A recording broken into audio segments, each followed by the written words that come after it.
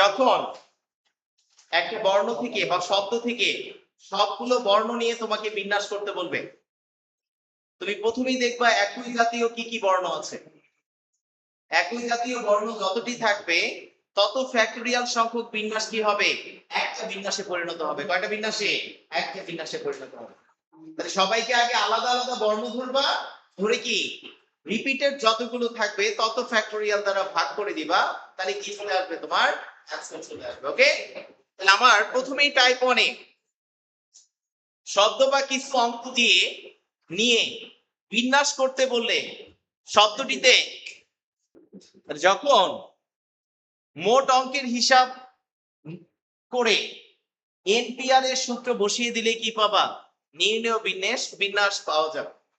যেখানে এন হচ্ছে মোট বর্ণ বা অঙ্কের সংখ্যা, আর হলো কি বর্ণ বা অঙ্ক নিয়ে বিন্যাস সংখ্যা। তাহলে তোমাকে এখানে বলছি এক্সাম্পল, এই শব্দটাতে মোট কয়টা বর্ণ আছে? ই একটা বর্ণ, এক্স একটা বর্ণ, এ প্রতিটা বর্ণ মোট কয়টা আছে বলো? 4 3 কত? 7। কয়টা? 7। এর মধ্যে কি কেউ রিপিট আছে? মনে রাখবা সবচেয়ে বড় কমন ভুল হয় আমরা রিপিট মানে কি একই বর্ণকে ধরি। তাহলে ক্যাপিটাল আর স্মল এই দুইটা কি এক জাতীয়?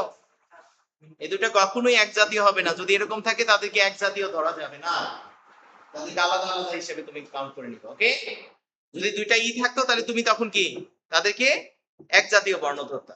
দুইটা স্মল ই থাকলে তাদেরকে তুমি কি ধরতা, এক জাতীয় বর্ণ ধরতা। কিন্তু এখানে কি দেওয়া আছে, একটা স্মল আর একটা ক্যাপিটাল। যখন স্মল আর ক্যাপিটাল থাকবে তখন কি তাদেরকে আমরা এক জাতীয় বর্ণ ধরবো না। কথা বুঝে গেছে? তাহলে এখন বলছে এক্সাম্পল শব্দটির সবগুলি অক্ষর একসঙ্গে নিয়ে কতভাবে বিন্যাস করা যায়। এক্সাম্পল শব্দটিতে কোন রিপিটেড বর্ণ নাই আছে, তাহলে n সংখ্যক ভিন্ন বস্তু থেকে সবাইকে নিয়ে কতভাবে সাজানো যায়? n ফ্যাক্টরিয়াল উপায় না? কত উপায়ে? n factorial. তাহলে এখানে মোট কয়টা বর্ণ আছে? 7টা। তাহলে 7 ফ্যাক্টরিয়াল দিয়ে দিবা, তোমার অ্যানসার বের হয়ে চলে আসবে। কথা বুঝে গেছি কিনা? মোট বর্ণ কয়টা? 7টা। 7 জনকে পরস্পরের মধ্যে সাজানো যাবে কি 7 ফ্যাক্টরিয়াল উপায়ে। আমি যদি পরের টাইপে চলে যাই, কসন শব্দটির বর্ণগুলি থেকে প্রতিবার 4টি নিয়ে কতগুলো ভিন্ন ভিন্ন শব্দ তৈরি করা সম্ভব? কসন শব্দটিতে কোন রিপিটেড শব্দ আছে কি, বর্ণ আছে? মোট বর্ণ কয়টা? 1টা 2টা 3টা 4টা 5টা 6টা 7টা 8টা। কেউ রিপিট নাই আছে? তাহলে 8টা থেকে কয়টা নিছো তুমি? তাহলে এটাকে আমরা প্রকাশ করি কি 8p4 আকারে না? আর 8p4 মানে কি 8 ফ্যাক্টোরিয়াল বাই 8 মাইনাস 4 ফ্যাক্টোরিয়াল সমান কি হবে 8 ফ্যাক্টোরিয়াল বাই 4 ফ্যাক্টোরিয়াল। আর 4 ফ্যাক্টোরিয়াল মানে কি এখানে বলো 8 7 6 5, তাই না? তাহলে 5 আসছে কত 40 বা 5 6 30 দাও, আর এই দুটাকে গুণ করলে কি 7 আসছে 56। তাহলে 30 আর 56 গুণ করলে কত হবে 3 6 18 8 3 5 15 আর একে কত 16, 1680 হবে তোমার কাঙ্ক্ষিত অ্যান্সার। বুঝতে ক্লিয়ার? পারবা এরকম অঙ্ক আসলে? আমি যদি পরের টাইপের দিকে যাই, পরের টাইপে কি আছে দেখো, টাইপ 2 এ সবগুলো বস্তু বিভিন্ন নহে। এর আগে ভিন্ন ভিন্ন ছিল না, এখন ভিন্ন না, এক জাতীয় কিছু থাকবে। কথা বুঝছো? সবগুলো ভিন্ন নহে এরূপ ক্ষেত্রে বিন্যাস যদি n সংখ্যক বস্তুর মধ্যে p সংখ্যক বস্তু এক প্রকার, q সংখ্যক বস্তু দ্বিতীয় প্রকার এবং r সংখ্যক বস্তু তৃতীয় প্রকার হয় এবং অবশিষ্ট বর্ণগুলো কি একবার করে থাকে, তখন বিন্যাস সংখ্যাটা হবে কি n factorial by p factorial into q factorial into কত r ফ্যাক্টরিয়াল। যতগুলো এক জাতীয় থাকবে তত ফ্যাক্টরিয়াল করে তুমি কি করবা, মোট বিন্যাসকে ভাগ করে দিবা। কি করে দিবা? ভাগ করে দিবা। মনে থাকবে? তাহলে আমরা যদি ম্যাথমেটিক্স শব্দটাতে যাই, কোন শব্দতে? ম্যাথমেটিক্স শব্দতে। ম্যাথমেটিক্স শব্দতে মোট কয়টা বর্ণ আছে? মোট 11টা বর্ণ আছে, তাই না? মোট বর্ণ 11টি। এর মধ্যে কে কয়বার আছে? এ আছে 2বার। এম আর স্মল এম কি এক জাতীয় বর্ণ? এক জাতীয় না, তারা কি ভিন্ন জাতীয় বর্ণ, তাই না? তাহলে আমরা এ আছে কয়টা? এ আছে দুইবার, টি আছে কয়বার, টি আছে দুইবার। অতএব মোট বিন্যাস হবে, এবং বাকি বর্ণগুলো কতবার করে আছে, বাকি বর্ণগুলো একবার করে আছে, একবার করে আছে। সুতরাং কি হবে বলো, সুতরাং বিন্যাস সংখ্যা সমান কি হবে বলো, আমরা যদি 11টাকে ভিন্ন বর্ণ নিতাম তাহলে 11টা বর্ণকে পরস্পরের মধ্যে কি 11 ফ্যাক্টরিয়াল উপায়ে বিন্যাস করা যেত। এখন এর মধ্যে কতগুলো বিন্যাস আছে, এ আছে দুইটা, তাহলে 2 ফ্যাক্টরিয়াল সংখ্যক বিন্যাসকে একটা বিন্যাসে পরিণত হবে, তাই না? তাহলে কি করবা, এটা ডিভিশন 2 ফ্যাক্টরিয়াল। তারপরে আবার কি আছে, টি আছে দুইবার, তাহলে টি 2 ফ্যাক্টরিয়াল দ্বারা ডিভাইড করে দিবা। তাহলে কি হবে, এটাকে ভাগ করলে তোমার অ্যানসার বের হবে কত, 99,79,200 হবে তোমার কাঙ্ক্ষিত অ্যানসার। বুঝেছেন? পুনরাবৃত্তিমূলক বিন্যাস, এখানে গণনার গুণন বিধির সবচেয়ে সুন্দর প্রয়োগ আমরা পাবো এই টাইপের অঙ্কে। মনোযোগ দিবা। পুনরাবৃত্তিমূলক বিন্যাস মানে কি বোঝায়, একই জিনিস তুমি অসংখ্য বার নিতে পারবে। এর আগে আমরা কি একটা জিনিসকে নিয়েছি, পরেরটার জন্য কি অপশন সংখ্যা কমে যেত না? আর এরকম অঙ্কের জন্য যখনই পুনরাবৃত্তিমূলক বিন্যাস আসবে তখন অলওয়েজ কি প্রতিটা অংশের জন্য কি থাকবে, সমান অপশন থাকবে। কি থাকবে, সমান অপশন থাকবে। অর্থাৎ একই অঙ্ককে তুমি যতবার মন চায় ততবার নিতে পারো। বুঝছো? আর সেই বিন্যাসগুলোকে আমরা বলি কি, পুনরাবৃত্তিমূলক বিন্যাস। কথা বুঝেছে? তাহলে আমরা যদি n সংখ্যক বস্তু থেকে r সংখ্যক বস্তুকে যতবার ইচ্ছা বা পুনরাবৃত্তিমূলক ভাবে নিয়ে বিন্যাস বানাই, তাহলে বিন্যাসটা হবে কি n to the power r। কত, n to the power r। একটু প্র্যাকটিক্যালি জিনিসটাকে যদি চিন্তা করো, আমাদের সবার জিপি বা বাংলা লিংক যে কোনো একটা সিম আছে না, একটা সিম সর্বোচ্চ একটা স্লটে কতগুলো সিম তারা বানাতে পারে?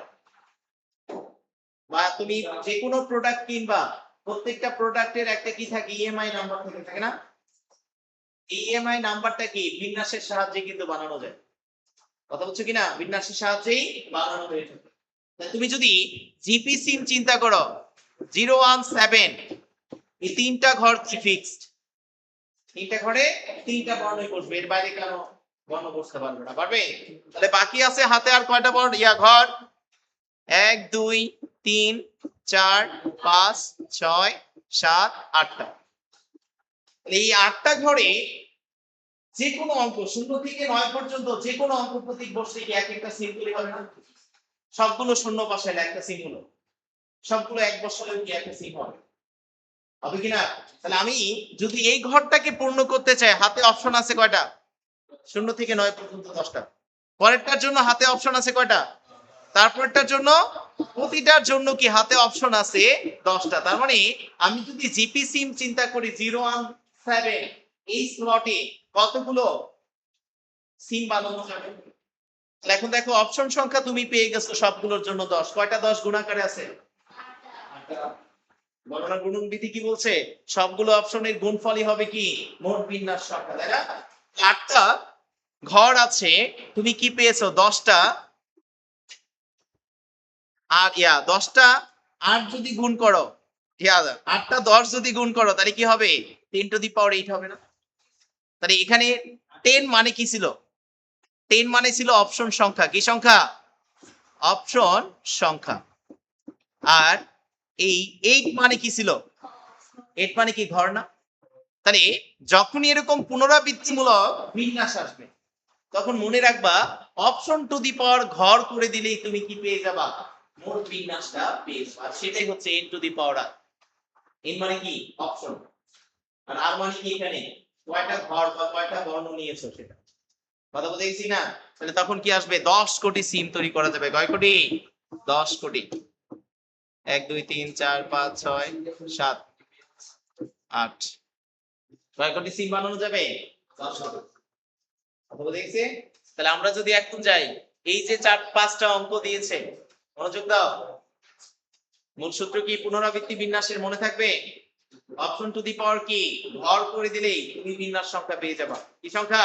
বিন্যাস সংখ্যা। মনে থাকবে? আমি যদি এখন যাই 13579 অঙ্কগুলির প্রত্যেকটিকে যে কোনো সংখ্যক বার নিয়ে 3 অঙ্কের কতগুলো বিভিন্ন রকম সংখ্যা বানানো যাবে? 3 অঙ্কের সংখ্যা মানে কয়টা ঘর? বলো, 3 অঙ্কের সংখ্যা মানে কি 3টা ঘর? আর অপশন কয়টা আছে? এই অঙ্কগুলোই পূর্ণ করতে হবে। অপশন কি? যত সংখ্যক বার আমি নিতে পারি। অপশন কয়টা? 5টা। তাহলে आंसर কি হবে বলো? 5 টু দি পাওয়ার 3, आंसर শেষ। 5 টু দি পাওয়ার কত? 3 সমান সমান কত? 125। আর এটাই হবে তোমার কাঙ্ক্ষিত आंसर। কথা বুঝে গেছে সবার? কারণ এখানে কি 3টা ঘরে যেটাই বসাও শূন্য নাই। শূন্য আছে? শূন্য যদি থাকতো তাহলে কেস হতো যে বাম পাশের ঘরে শূন্য বসলে 3 অঙ্ক হবে না, হবে? তখন গণনা বিধি অ্যাপ্লাই করে তুমি আলাদা আলাদা ভাবে করতে। কথা বুঝে গেছে কিনা? কিন্তু এখানে কি শূন্য নাই, তাহলে যে কোনো অঙ্ক বসাইলে কি 3 অঙ্কের মাস বি হবে, সেটা হবে কিনা? সেজন্য তখন কি অপশন টু দি পাওয়ার 3 করে দিবা, তাহলে आंसर বের হয়ে চলে আসবে। পারবা? তাহলে আমি যদি পরেরটা যাই, প্রশ্নের মধ্যে কতগুলো বর্ণ বা বস্তু স্থির থাকবে অথবা অপরিবর্তিত থাকবে অথবা স্থান পরিবর্তন করবে না অথবা বাদ থাকবে উল্লেখ থাকলে তাদেরকে একেবারেই বিরক্ত না করে তাদের নিজ নিজ অবস্থানে স্থির রেখে অবশিষ্ট বর্ণগুলোকে নিয়ে আমরা কি করব? বিন্যাস নির্ণয় করতে হবে। যখনই প্রশ্নের মধ্যে এই কথাগুলো উল্লেখ থাকবে, কতগুলো বর্ণকে স্থির রাখছো, অপরিবর্তিত থাকবে, স্থান পরিবর্তন করবে না অথবা বাদ থাকবে, এগুলো উল্লেখ থাকা মানে কি তাদের নিয়ে আমাদের কোনো মাথা ঘামানো দরকার নেই, মোট বর্ণ থেকে সেগুলোকে বাদ দিয়ে দিবা। কথা বলছে কিনা? মোট বর্ণ থেকে কি করবা? সেগুলোকে বাদ দিয়ে দিবা। তাহলে বাকি যে বর্ণগুলো আছে তাদেরকে নিয়ে তুমি কি বানাবা? বিন্যাসটাকে বানাবা। কথা বলতে গেছে? এখানে বলো কোন স্বরবর্ণের অবস্থান পরিবর্তন না করে ডিরেক্টর শব্দটির বর্ণগুলিকে কতভাবে সাজানো যায়। তাহলে এখন দেখো তো স্বরবর্ণ কারা? ভাওয়েলদেরকে আমরা কি বলি? বাংলায় স্বরবর্ণ বলি, ইংরেজিতে তাই না? তাহলে ভাওয়েল বা স্বরবর্ণ আছে কয়টা? এ ই আই ও ইউ, এই 5টা হচ্ছে কি স্বরবর্ণ, আর বাকি 21টা হচ্ছে কি ব্যঞ্জন বর্ণ, তাই না? তাহলে এখন এই যে ডিরেক্টর শব্দটা আছে, এই শব্দটাতে কাকে অবস্থান পরিবর্তন না করছে? স্বরবর্ণকে। কাকে? তাহলে স্বরবর্ণ কি কি আমরা বাদ দিয়ে দিব মোট বর্ণ থেকে? তাদের স্থির করা যাবে? কোনো বিরক্তই করবো না, তাহলে যেমনি আছে এমনি থাকবে। তাহলে এখন যদি আমরা ডিরেক্টর শব্দটাতে স্বরবর্ণ খুঁজি, আই একটা স্বরবর্ণ, ই একটা স্বরবর্ণ, ও একটা স্বরবর্ণ, তাহলে 3টা বর্ণ স্বরবর্ণ আছে, তাহলে বাকি ব্যঞ্জন বর্ণ কয়টা? 1 2 3 4 5টা। কয়টা? 5টা। তাই না? এই 5টা বর্ণকে কোনো কি রিপিটেড বর্ণ আছে বাকি 5টার মধ্যে? নাই। তার মানে কি হবে? 5টা বর্ণকে পরস্পরের মধ্যে কত ভাবে সাজানো যাবে? 5 ফ্যাক্টোরিয়াল উপায়। কত উপায়ে? 5 ফ্যাক্টোরিয়াল। আর 5 ফ্যাক্টোরিয়াল মানে কি? 120। কত? 120। হবে? ক্লিয়ার কিনা? শেষ। মনোযোগ দেন।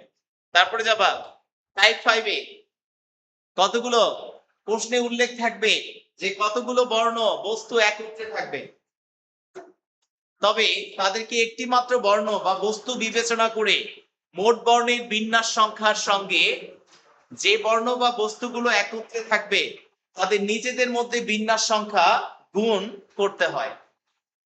যখন একত্রে থাকবে, স্বরবর্ণগুলো একত্রে থাকবে, ব্যঞ্জন বর্ণগুলো একত্রে থাকবে, এরকম যখনই প্রশ্নে উল্লেখ থাকবে তখন স্বরবর্ণগুলোকে একটা বস্তার ভিতরে ঢুকাবো, ঢুকায় তাদেরকে একটা বর্ণ করবে।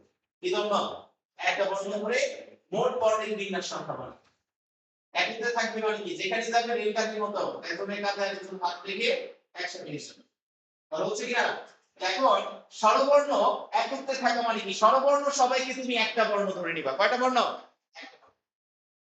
তাহলে মোট বর্ণের বিন্যাস সংখ্যা বের করবা। এখন এই যে স্বরবর্ণগুলোকে একটা বর্ণ ধরেছো, তারা তো আর বসে থাকবে না। মনে করো এই আছে, ই এ, এটা আলাদা বিন্যাস না, কিন্তু দুইটাতে কি আছে? স্বরবর্ণ দুইটা একত্রে আছে, আছে কিনা? তাহলে এরা আবার পরস্পরের মধ্যে কি হবে? বিন্যাস হবে। এই একবার ওর আগে যাবে, ও একবার ওর পিছে যাবে। বুঝছি কিনা? এরকম ভাবে তারা আবার পরস্পরের মধ্যে বিন্যাস করবে। তাহলে আমরা একটা বর্ণ ধরে একটি বিন্যাস সংখ্যা বের করব, তারপরে স্বরবর্ণগুলোকে আবার পরস্পরের মধ্যে বিন্যাস করব। আর দুইটা বিন্যাসের গুণফলই হবে কি আমাদের মোট বিন্যাস সংখ্যা। কি সংখ্যা? মোট বিন্যাস সংখ্যা। মনে থাকবে? তাহলে আমরা যদি ট্রায়াঙ্গেল শব্দটাতে যাই, ট্রায়াঙ্গেল শব্দটিতে স্বরবর্ণ আছে কয়টা? তাহলে ট্রাই অ্যাঙ্গেল, আই এ ই, এই তিনটা হচ্ছে কি স্বরবর্ণ। এই স্বরবর্ণ তিনটাকে আমরা কয়টা বর্ণ ধরবো? একটা বর্ণ। কয়টা? তাহলে আর বাকি আছে কে? টি আর এন সি এল। তাহলে এই তিনটাকে যদি আমি একটা বর্ণ ধরি, আর এখানে আছে কয়টা? পাঁচটা। তাহলে মোট বর্ণ হলো কয়টা? ছয়টা। তাহলে ছয়টাকে পরস্পরের মধ্যে সাজানো যাবে কয় ভাবে? 6 ফ্যাক্টোরিয়াল ভাবে। কত ফ্যাক্টোরিয়াল ভাবে? এখন এই 6 ফ্যাক্টোরিয়াল সংখ্যক বর্ণের মধ্যে কি থাকবে? স্বরবর্ণগুলো একত্রে থাকবে। এগুলোকে একটা বর্ণ ধরছো মানে কি যেখানেই যাবে এরা একসাথে যাবে, যাবে কিনা? এখন এরা তো আবার পরস্পরের মধ্যে বিন্যাস করতে পারে, পারে না? তাহলে এই তিনটা বর্ণ আবার পরস্পরের মধ্যে কত ভাবে সাজানো যায়? 3 ফ্যাক্টোরিয়াল উপায়ে। কত উপায়ে? আর এই দুটাকে গুণ করলেই তখন কি চলে আসবে? তোমার মোট বিন্যাস সংখ্যা বের হয়ে কথা বুঝে গেছে কিনা? ক্লিয়ার সবাই? কতগুলো বর্ণ বা বস্তু সর্বদাই কি থাকবে? অন্তর্ভুক্ত থাকবে, এই কথা উল্লেখ করবে। তাদেরকে নিয়ে কি মাথা ঘামানো দরকার আছে? ওরা তো ওই স্থান দখল করে আছে, তাদেরকে তো আর সাধারণ দরকার নেই আছে। যখন কতগুলো বর্ণ বা বস্তু সর্বদাই অন্তর্ভুক্ত থাকবে এরূপ ক্ষেত্রে বিন্যাস করতে বলবে। যে বর্ণগুলো সর্বদাই অন্তর্ভুক্ত থাকবে প্রথমেই তাদেরকে প্রাপ্ত স্থানগুলিতে সাজাতে হবে, তারপর অন্য স্থানগুলিতে বাকি বর্ণগুলোকে সাজাতে হবে। এক্ষেত্রে বিন্যাস সংখ্যা হবে n - m p r - কত m। যারা সর্বদা অন্তর্ভুক্ত তাদেরকে আগে মোট থেকে বাদ দিয়ে দিবা, আর যতজন নিতে হবে সেখান থেকেও বাদ দিয়ে দিবা। কথা বুঝছো? দিয়ে বিন্যাস সংখ্যা বের করবে। তারপরে আবার এদেরকে কি করবা? পরস্পরের মধ্যে কত ভাবে সাজানো যায় সেই জিনিসটা বের করবে। কথা বুঝছো? এখানে কি n মানে মোট জিনিসের সংখ্যা, আর মানে কি যতগুলো জিনিস নিয়ে বিন্যাস করতে হবে তাদের সংখ্যা, আর m মানে কি বিশেষ বস্তুর সংখ্যা। কার সংখ্যা? বিশেষ বস্তুর সংখ্যা। যাদেরকে তুমি নিবাই সেই বিশেষ ব্যক্তিরা সর্বদা বিভিন্ন মামা খালু আছে না, বিভিন্ন পদে যায় কি তদবির করে পারুক না পারুক এই বিষয় নিতে হইব, তাদেরকে নিয়ে তখন বিন্যাস সংখ্যাটা কি এভাবে বানাবো। কথা বুঝছো কিনা? যে মোট থেকে আগে কি বানাবা? এনপিআর মানে কি জানা আছে না? এখন এম সংখ্যক ফিক্সড, তাহলে কি এন থেকে এম বিয়োগ করে উপরে লিখবা, আর নিচে কি আর থেকে এম কে বিয়োগ করে লিখবা। কথা বুঝছো? এখন আর থেকে এম কে কত ভাবে সাজানো যায় নিয়ে সেটা বের করবো। ওইটাকে গুণ করলে কি তোমার অ্যানসার বের হয়ে চলে আসবে। কথা বুঝেন না এই বিষয়টা? প্র্যাকটিক্যালি দেখেন এখন। সামিষ্টি শব্দটি হতে 5টি করে নিয়ে কত ভাবে সাজানো যায়, যেখানে এম ওয়াই অবশ্যই অন্তর্ভুক্ত হবে। কয়টা বর্ণ অন্তর্ভুক্ত হবে? এম আর ওয়াই না? দুইটা বর্ণ কি ফিক্সড। কথা বুঝছো কিনা? এখানে কেমিস্ট্রিতে মোট বর্ণ আছে কয়টা? 1 2 3 4 5 6 7 8 9, 9টা বর্ণ। তাহলে মোট বর্ণ হচ্ছে 9টা। বুঝছো? এর মধ্যে যদি এম আর ওয়াই কি হয়? ফিক্সড হয়, তাহলে ফিক্সড হলে বাকি থাকে কয়টা বর্ণ বলো? 9 - 2 সমান কি 7। আর পাঁচটার মধ্যে নিতে হবে m - y কে। পাঁচটা বর্ণ নিতে বলছে না? তাহলে অলরেডি m - y m আর y কি ফিক্স, তাহলে নিতে হবে কয়টা? বাকি বাকি থাকবে 5 - 2 = কত? 3। কত? এখন 7 জন থেকে 3 জনকে আমি অরিজিনালি বাছাই করব, আর এই দুইজন ব্যক্তি কি সব সময় তারা অন্তর্ভুক্ত থাকবে কিনা? তখন বিন্যাস সংখ্যা কি হবে বলো? 7p3 ইনটু কত হবে? 5p কত? 2। কারণ এই দুইজন অন্তর্ভুক্ত আছে। তাহলে 5 জন থেকে 2 জনকে কত ভাবে বাড়িয়া নিয়ে সাজানো যায়? 5p3 আকারে, তাই কিনা? আর বাকি 3 জনকে কতজন থেকে নিবা? বাকি 7 জন থেকে নিবা। বাকি 7 জন থেকে 3 জনকে নিবা, আর 5 জন থেকে কি 2 জনকে নিবা। নিয়ে কি করবা, তুমি যতভাবে সাজাতে পারবা সেটাই হবে তোমার কাঙ্ক্ষিত অ্যান্সার। কথা বুঝো নাই মনে হয়? ক্লিয়ার? কাফি, তুমি বলছো রায়ান? সুন্দর করে মনোযোগ দেবে, সহজ জিনিস কিন্তু। যখন নির্দিষ্ট সংখ্যক ব্যক্তি ফিক্স থাকবে, এটা নিতেই হবে বাধ্যতামূলক, তখন মোট থেকে সেটাকে বাদ দিয়ে দিবে। যতজন থেকে নিতে হবে সেখান থেকে সেটাকে বাদ দিয়ে দিবে। নিজের থেকে আমরা অন্তর্ভুক্ত করে ফেলছি অলরেডি, দুটো একবার আলাদা করে ফেলছি, বুঝছি কিনা? এখন তুমি কি করতেছো বলো, ধরো এরকম আমি যদি একটু চিন্তা করি, মনোযোগ দাও, এরকম 5টা ঘর ছিল তাই না আব্বু? 5টা ঘরের মধ্যে আমি 2টা ঘর এম ওয়াই দ্বারা পূর্ণ করছি, কোন দুইটা আমি জানি না, মনে করলে এই দুইটা, প্রথম দুইটা। এখন বাকি আছে কয়টা ঘর? 3টা। এই 3টার জন্য হাতে অপশন আছে কয়টা? মোট বর্ণ ছিল কয়টা বলো? 9টা না? 9টা বর্ণের মধ্যে এটার জন্য অপশন কয়টা আছে বলো? এটার জন্য আছে 7টা, তারপরটার জন্য 6টা, তারপরের জন্য কয়টা? 5টা, তাই কি না? এখন এই দুইটা বর্ণ যে এই দুইটা ঘরেই থাকবে এরকম তো ফিক্স না। এই দুইটা কি এই দুইটা ঘরেও থাকতে পারে, এই দুইটা ঘরেও থাকতে পারে, এটা আর এটাতেও থাকতে পারে। তাহলে দুইটা বর্ণ 5টা ঘরে কত ভাবে বসতে পারে? 5p2। তাহলে সে 5p2 হচ্ছে মানে কি, এই যে কোন বর্ণে দুইটাকে বসাইছো কোন ঘরে সেটা। আর 765 ইনটু করা মানে কি 7p3। 7জন থেকে 3জনকে নিয়ে এই দুইটা 3টা ঘর পূর্ণ করছো। আর দুইটা বর্ণ তো ফিক্সড আছে, এই দুইটা বর্ণ আলাদা আলাদা অবস্থানে যাওয়ার জন্য কি এটা পেয়েছে। কথা বুঝে গেছে? এই দুইটাকে নিয়ে তখন গুণ করে দিবা, তোমার বিন্যাস সংখ্যা বের হয়ে চলে আসবে। কথা বুঝে গেছে না ভেজাল আছে? জালেম আছে? ওই বুঝছস? তারপরে যা লক্ষ্মী শব্দটি হতে 5টি করে বর্ণ নিয়ে কত ভাবে সাজানো যাবে, যেখানে এম অবশ্যই অন্তর্ভুক্ত হবে। এম সর্বদা অন্তর্ভুক্ত। বলো লক্ষ্মী এই শব্দটায় মোট কয়টা বর্ণ আছে? 7টা। এর মধ্যে কি কেউ রিপিটেড আছে? নাই। এখন তুমি কয়টা বর্ণকে অবশ্যই অন্তর্ভুক্ত করতেছ? তাই না? এখন কয়টা বর্ণ নিতে হবে? 5টা। তাহলে একটা বর্ণ ফিক্স থাকা মানে কি একটা বর্ণ কমে যাচ্ছে। তাহলে আমি যদি নিই 7টা থেকে একটা কমা মানে কি 7 - 1 p 5 - 1 ইনটু 5টা ঘর একটা বর্ণ কত ভাবে বাছাই করতে পারে? 5p1 কত? 5p1। তাহলে এটাকে গুণ করলে যা আসবে 6p4 ইনটু 5p1 সমান কি হবে বলো? 6 ইনটু কত? কত আসে? 1800 আসে, এটাই आंसर। কথা বুঝছো কিনা? যাকে ফিক্স রাখবা মোট থেকে বিয়োগ করে দিবা, নেয়া থেকে কি বিয়োগ করে কমাবে, তাহলে आंसर বের হয়ে আসবে। কথা বুঝা যাচ্ছে কিনা? বুঝলে তো? হ্যাঁ হ্যাঁ, রিপিটেড হলে তখন কেস নিতাম, কেস করে তারপরে করতে হবে। কথা বুঝছো? কতগুলো বর্ণ বা বস্তু কখনোই অন্তর্ভুক্ত থাকবে না, এরূপ ক্ষেত্রে বিন্যাস এদেরকে নেয়াই যাবে না, হারাম। কথা বলছো কিনা? বুঝছে গেছে? তাহলে যখন এরকম কতগুলো বর্ণ বা বস্তু সর্বদাই কি অন্তর্ভুক্ত থাকবে না, তখন আমরা কিভাবে বিন্যাস করব?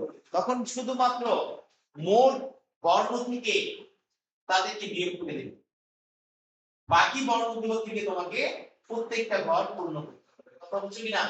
মোট মানে কি অপশন সংখ্যা থেকে বিয়োগ করে দেব। মোট অপশন যেটা, মোট বর্ণ থেকে যতগুলো বর্ণ অন্তর্ভুক্ত থাকবে না তাদেরকে বাদ দিয়ে দাও। এখন বাকিগুলো দ্বারা কি করবা? যতগুলো বর্ণ নিতে বলবে সেই ঘরগুলোকে তুমি পূর্ণ করে নিবে। কথা বুঝছো কিনা? তাহলে আমরা যদি যাই কতগুলো বর্ণ কি বলছে এখানে বলো, এক্ষেত্রে ওই রকম বর্ণগুলোকে একেবারেই নেই ধরতে হবে। এক্ষেত্রে বিন্যাস সংখ্যা হবে n - m pr। এমটা কি ছিল বলো? এই এমটা কি ছিল? এমটা কখনোই আসবে না, তার আছে। কথা বুঝে গেছে? তাহলে আমরা যদি এখন যাই 26টি বর্ণ হতে 5টি বর্ণ দ্বারা গঠিত শব্দের সংখ্যা নির্ণয় করো, যেখানে কোনটিতেই আর ও টি বর্ণ দুটি থাকবে না। 26টা বর্ণ থেকে 5টা বর্ণকে আমরা বাছাই করতে পারতাম কি 26B5 আকারে না? কিন্তু এখন এখানে কি আর এবং টি দুটোই আসে, কিন্তু আর এবং টি আসবে না মানে কি মোট বর্ণ থেকে আমরা এই দুটোকে বাদ দিয়ে দিই।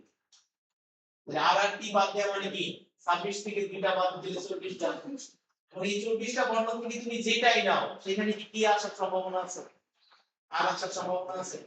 এই 24টা বর্ণ থেকে তুমি 5টা বর্ণকে যত ভাগে বাছাই করতে পারবা তোমার অ্যানসার হবে কি তত। কথা বুঝা গেছে? তাহলে এখানে আর এবং টি না থাকার জন্য বিন্যাস সংখ্যা হবে কি 26 - 2 পি কত 5 ইকুয়াল টু 24p5 কত আসে বল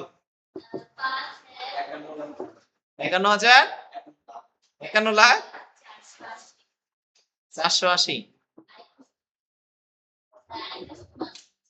51,480 কথা বুঝা গেছে কিনা? হ্যাঁ বুঝতে পেরেছো? যখন এরকম অন্তর্ভুক্ত থাকবে না তাহলে মোট থেকে সেটাকে বাদ দিয়ে দিবা। জয়টা বর্ণ অন্তর্ভুক্ত থাকবে না মোট থেকে আগে সেটাকে বাদ দিয়ে দিবা, তারপরে অবশিষ্ট বর্ণ থেকে তুমি বাছাই করো বা নিয়ে বিন্যাস সংখ্যা করো। কথা বুঝছো? শব্দ তৈরি করো। রায়ান বুঝছো? আমি যদি পরেরটায় যাই, কতগুলো বর্ণ বা বস্তু বিশেষ স্থানে অবস্থিত এরূপ ক্ষেত্রে বিন্যাস।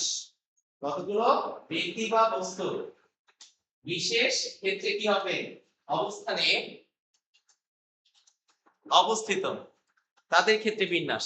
কখনো কখনো প্রশ্নে বলা হয় যে কিছু বর্ণ জোড় বা বেজোড় অবস্থানে থাকবে, সংখ্যা বের করতে হলে সেসব বর্ণ বিশেষ স্থানে বসবে, যেসব বর্ণ তাদেরকে প্রথমে বিশেষ স্থানে বিন্যাস করে অবশিষ্ট বর্ণগুলোকে বাকি স্থানে বিন্যাস করে দুটির বিন্যাস কি করতে হবে গুণ করতে হবে। কি করতে হবে? গুণ করতে হবে। তোমাকে বলা হলো ব্যঞ্জন বর্ণগুলোকে কেবল বেজোড় অবস্থানে রেখে ইকুয়েশন শব্দটির বর্ণগুলিকে কত প্রকারে সাজানো যায়। বেজোড় অবস্থানে কি বসবে? অলওয়েজ ব্যঞ্জন বর্ণ বসবে। কি বর্ণ? ব্যঞ্জন বর্ণ। তাহলে যাকে বিশেষ অবস্থানে বসাতে হবে তুমি আগে তাদেরকে বসিয়ে নিবা। কথা বুঝছো কিনা? তাহলে বাকি অবশিষ্ট বর্ণগুলোকে কি করবা? বিন্যাস করবা। দুইটাকে বিন্যাস করে গুণ করলে কি চলে আসবে তোমার মোট বিন্যাস সংখ্যা বের করেছে। কথা বুঝছো? তাহলে এখন ইকুয়েশন শব্দটাতে স্বরবর্ণ আছে কয়টা? ই ইউ এ আই ও। জি স্বরবর্ণ হবে কেন? পাঁচটা। কয়টা? পাঁচটা, তাই না? তাহলে এখন আমি যদি ঘর কল্পনা করি, বর্ণ আছে মোট কয়টা বলো? 1 2 3 4 5 6 7 8 আটটা ঘর না আব্বু, একটু মনোযোগ দাও। 1 2 3 4 5 6 7 8 আটটা ঘর আছে না? তাহলে এই আটটা ঘরের মধ্যে এটা হচ্ছে বেজোড় অবস্থান কারা? 1 3 5 7 এই চারটা হচ্ছে বেজোড় অবস্থান, তাই না? এই চারটা কি বেজোড় অবস্থান। তাহলে এই চারটা ঘরে কাকে বসাবা? এই যে পাঁচটা ব্যঞ্জন বর্ণ আছে, পাঁচটা ব্যঞ্জন বর্ণ অবশ্যই এই চারটা ঘরে বসবে, অন্য কোথাও বসতে পারবে না।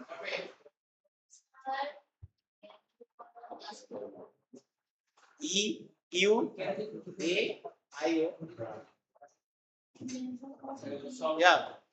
ব্যঞ্জন বর্ণ না, স্বরবর্ণ না। আচ্ছা আটটার মধ্যে কয়টা আছে বাকি বলো? তিনটা আছে না? তিনটা ব্যঞ্জন বর্ণ আছে, ঘর আছে কয়টা বেজোড় অবস্থানে? তিনটা বর্ণকে চারটা করে কত ভাবে বসানো যাবে?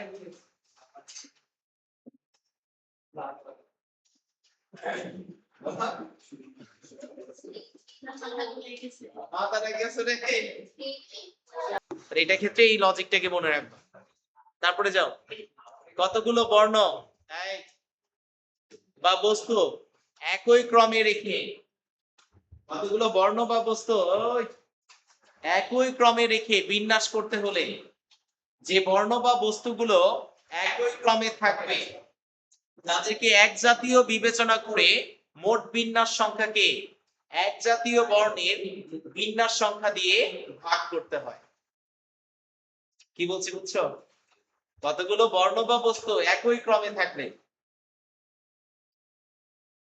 বিন্যাস করতে হলে যে বর্ণ বা বস্তু একই ক্রমে থাকবে তাদেরকে এক জাতীয় বিবেচনা করে মোট বিন্যাস সংখ্যাকে এক জাতীয় বর্ণের বিন্যাস সংখ্যা দিয়ে ভাগ করতে হবে।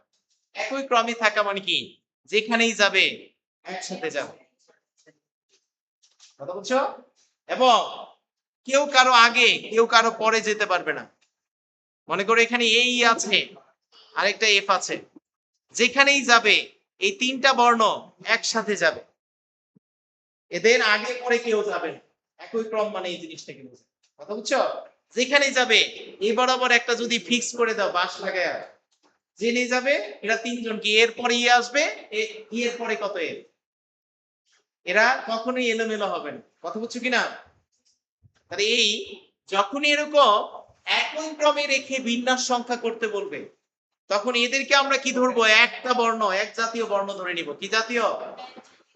এক জাতীয় বর্ণ ধরে কত ফ্যাক্টোরিয়াল দ্বারা কি ভাগ করে দিবে, কথা বুঝছো? হবে না। একই ক্রমে মানে কি যেভাবে আছে সেভাবে, এরপরে এরপরে এ পাস, এরা আবার পরস্পরের মধ্যে কি বিন্যাস করবে, কথা বুঝছো? তাহলে এখন আসো ভায়োলেন্ট শব্দটির বর্ণগুলোকে কতভাবে পুনর্বিন্যাস করা যায়। পুনর্বিন্যাস মানে কি জানো? একটা বিন্যাস হওয়া আছে না, এটাকে কাউন্ট করা যাবে না। কি করা যাবে না? পুনর্বিন্যাস মানে নতুন বিন্যাসকে বোঝায়, এই বিন্যাসটাকে কাউন্ট করা যাবে না। মনে রাখবে এটা, পুনর্বিন্যাস মানে এই ঝামেলা। পুনঃ মানে কি আর নতুন বিন্যাস, পুনর্বিন্যাস মানে কি নতুন বিন্যাস গুলো নিতে, পুরাতন গুলো কাউন্ট করা যাবে না, কথা বুঝছো কিনা? তাহলে এখন এই ভায়োলেন্ট শব্দটিতে বর্ণগুলোকে কতভাবে পুনর্বিন্যাস করা যায় যদি স্বরবর্ণগুলো ক্রম পরিবর্তন না করে, মানে যার আগে যে আছে যার পরে যে আছে তারা সেভাবেই যাবে, ফ্রিজ হয়ে যাবে তারা। তাহলে এখন বলো ভায়োলেন্ট শব্দটিতে স্বরবর্ণ আছে কোনটা, আই ও ই। তাহলে এরা যেখানেই যাবে এই তিনটা বর্ণ একসাথে এরকম ভাবে যাবে, আয়ের আগে ই আসতে পারবে না, আবার ও এর আগেও কি ই আসতে পারবে না, আয়ের পরে ও এর পরে ই আসবে, আসবে কিনা? এখন এই ভায়োলেন্ট শব্দটিতে মোট বর্ণ আছে কয়টা? মোট বর্ণ আছে 7টা। কয়টা? তার মধ্যে 3টা বর্ণ স্বরবর্ণ আছে, এই তিনটাকে আমরা এক জাতীয় বর্ণ ধরবো। কয় জাতীয়? তাহলে 7টা বর্ণকে পরস্পরের মধ্যে কত ভাবে সাজানো যায়? 7 ফ্যাক্টোরিয়াল উপায়ে। কত উপায়ে? 7 ফ্যাক্টোরিয়াল উপায়ে। এর মধ্যে 3টা বর্ণ এক জাতীয় মানে কি 3 ফ্যাক্টোরিয়াল দ্বারা ভাগ করব, তাহলে মোট বিন্যাস বের হবে। এই মোট বিন্যাসের মধ্যে কি ভায়োলেন্টও আছে, একটা বিন্যাস সহ আছে। তাহলে পুনর্বিন্যাস মানে কি বোঝাচ্ছে? এই একটা বাদে বাকি সবাইকে, তার মানে কি মোট বিন্যাস থেকে তুমি 1 বিয়োগ করে দিবা। কত বিয়োগ করে দিবা? 1 বিয়োগ করে দিবা। কথা বুঝেছে? তাকে সবাইকে ভিন্ন বর্ণ ধরে তুমি বিন্যাস সংখ্যা বের করবা, যতটি বর্ণ তত ফ্যাক্টোরিয়াল। কথা বুঝেছে কিনা? তারপরে ক্রম পরিবর্তন করবে না কারা? স্বরবর্ণ। তাহলে স্বরবর্ণ যতগুলো থাকবে তাদেরকে এক জাতীয় বর্ণ ধরে নিব। তাহলে কয়টা আছে? 3টা। 3টাকে এক জাতীয় বর্ণ ধরা মানে কি 3 ফ্যাক্টোরিয়াল সংখ্যক বিন্যাস আসলে একটা বিন্যাসে পরিণত হবে, সেই জন্য তুমি ভাগ করবে। এখন পুনর্বিন্যাস মানে কি মাইনাস করে দেয়া, কি করা? মাইনাস করে দেয়া, সেই জন্য তুমি মাইনাস করে দিবা।